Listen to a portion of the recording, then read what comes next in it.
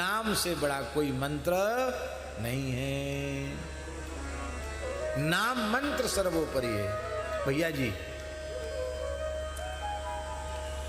मंत्र का जो अनुष्ठान है उससे सिद्धि तो बहुत शीघ्र होती है, पर उसमें एक भय है।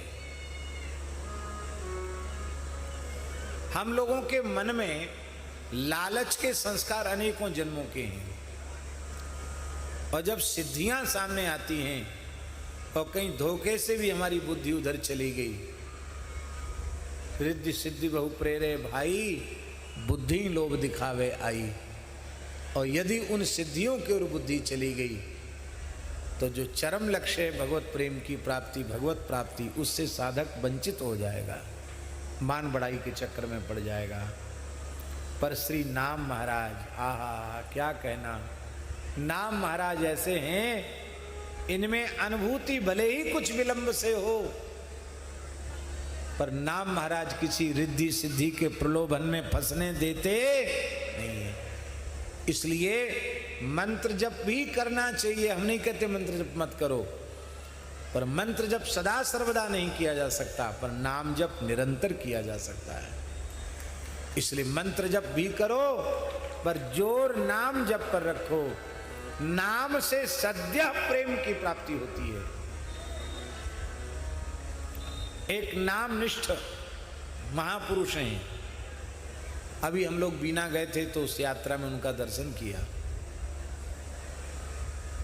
पंडित श्री हरदेव जी महाराज, भैया जी भी साथ में थे।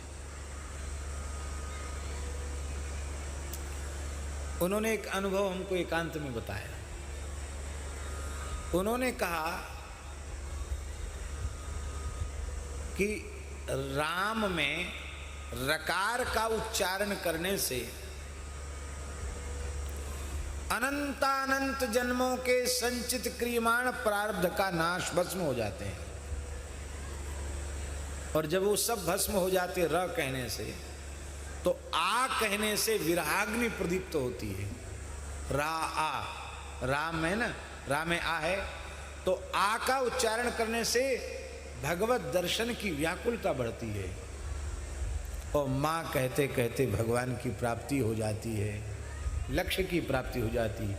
तो रा आ म, राम कहते अनुभव है, इस प्रकार से जब राम नाम का उच्चारण होगा तो एक ही राम नाम के उच्चारण में भगवत प्राप्ति हो जाएगी। राम। और भैया जी कैसा विचित्र परिवार देखा, सबके होठ हिल रहे, सबके नाम जब चल रहा, पुत्र हो, पुत्री हो, पत्नी हो, घर में 11 अरब राम नाम विराजमान है। कितना? और ठाकुर जी स्वयं अयोध्या से चल के आए उनके यहाँ, चमत्कारिक ढंग से। संपूर्ण रामचरितमानस राम नाम में लिखी हुई, संपूर्ण श्रीमद् भगवद गीता राम नाम में लिखी हुई, पूरा शिव पुराण, पद्म पुराण, कितने पुराण राम नाम में लिखे हुए हैं। इस समय भक्तमाल जी राम नाम में लिखी जा रही है,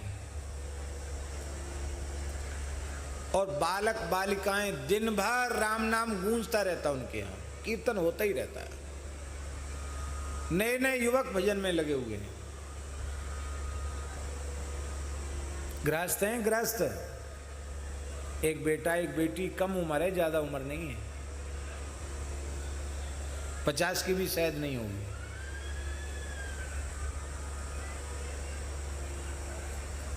पैंतालीस के करीब होगी। और महाराज जी कोई काम नहीं करते हैं, ना एक पैसा की काऊ की नौकरी है, प्रवृत्ति चलाने का कोई साधन उनके पास नहीं है, और किसी वस्तु का अभाव नहीं है। क्यों? वो कहते महाराज हम अनुभव कर रहे हैं, अनन्यास चिंतन्तो माम ये जना पर्युपास्ते तेसाम नित्याभियुक्तानम योगक्षेमम वहाम्यहम। मैं योगक्षेम का बहन करता हूँ, उसका प्रत्यक्ष अनुभव वो व्यक्ति कर रहे हैं। आप चाहें तो देख सकते हैं, हमारी बात पर आपको संदेह हो तो आप जाकर देख सकते, अनुभव कर सकते हैं। जितने भी साधन हैं नाम के अतिरिक्त, बहुत ध्यान से सुनो, नाम के अतिरिक्त जितने भी साधन हैं कोई कम नहीं है, सब एक से एक बढ़कर साधन हैं। पर उन साधनों में कलयुग विघ्न डाल सकता है, पर अनन्य भाव से नाम का आश्रय लेने वाले के, नामाश्रयी के साधन में कलयुग की दाल कभी गलती नहीं है। केवल नाम ऐसा है जहां कलयुग की कुछ भी नहीं चलती है। इसलिए भैया नाम सर्वोपरि है। मेरी प्रार्थना है माताओं से, ये ब्रज के गांव की माताएं खेत खलिहान में भी काम करती हैं, घर में भी काम करती हैं, गैया भैंसन की सेवा भी करती हैं, बालकों की भी सेवा करती हैं, अपने परिवार की सेवा करती हैं। आप सब काम करें। हम देखते हैं गांव में, हम तो खूब रहे ना रुदान गांव में, 8-8 10-10 दिन रह जाते, आंखों से देखते कितना काम करती यहाँ की माताएं बहनें। खूब काम करो, पर निरंतर भगवान नाम का जप करो। मेरी प्रार्थना है, रोटी बनाते हुए, झाड़ू लगाते हुए, बच्चों की सेवा करते हुए नाम बंद न हो। भाई लोग खूब काम करते हैं, खेत में खलिहान में खूब काम करते हैं। किसान है तो क्या करेंगे, मेहनत करेंगे तभी न कुछ खाएंगे। भाई लोगों से आग्रह है, निरंतर नाम जप का अभ्यास कर लें। प्रातःकाल जगने से लेकर सोने तक नाम की स्मृति बनी रहे। भीतर से बाहर से किसी भी पद्धति से नाम की स्मृति बनी रहे। बस इतना काम कर लो, फिर आप कहीं भी रह रहे हो और जो कुछ आपकी प्रवृत्ति का काम है आप कर रहे हो, करते रहो, कोई चिंता की बात नहीं, कहीं जाने की आवश्यकता नहीं। सर्व समर्थ महा महिमामय पतित पावन भगवान नाम ही आपको युगल सरकार के चरणों तक पहुंचा देगा, युगल प्रेम प्रदान कर देगा। सब कुछ नाम से होने वाला है। मेहंदी की पत्ती में लालिमा दिखाई पड़ती है क्या? कोई मशीन से उसका अर्क निचोड़ा जाए तो कैसा निकलेगा? लाल की हरा, हरा निकलेगा। और उस पत्ती को सिल पर धर के लोढ़ी से पीसो तो पीसने वाले के हाथ लाल हो जाएंगे। ऐसी भैया हरि नाम तो मेहंदी की हरी हरी पत्ती है, और ठाकुर जी ने ये तो दे दी है सिल, ये है लोढ़ी। इस लोढ़ी के बीच में रख के हरि नाम की पत्ती को खूब रगड़ो रगड़ो, रगड़ते रहो रगड़ते रहो, तो लाली मेरे लाल की जित देखूं चित लाल, लाली देखन मैं चली मैं भी हो गई लाल, मैं भी हो गई लाल, मैं भी हो गई लाल।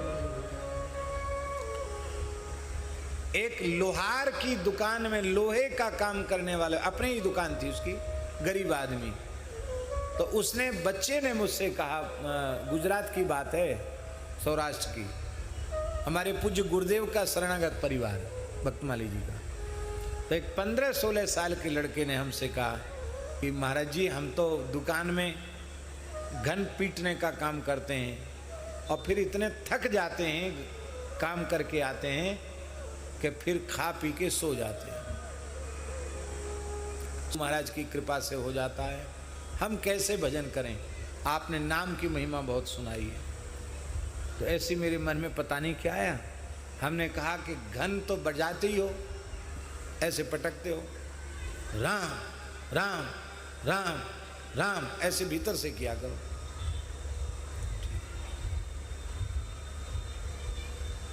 कुछ समय बाद पहुंचे तो मैंने ऐसे पूछा, मैंने कही कि कहो राम राम करते हो?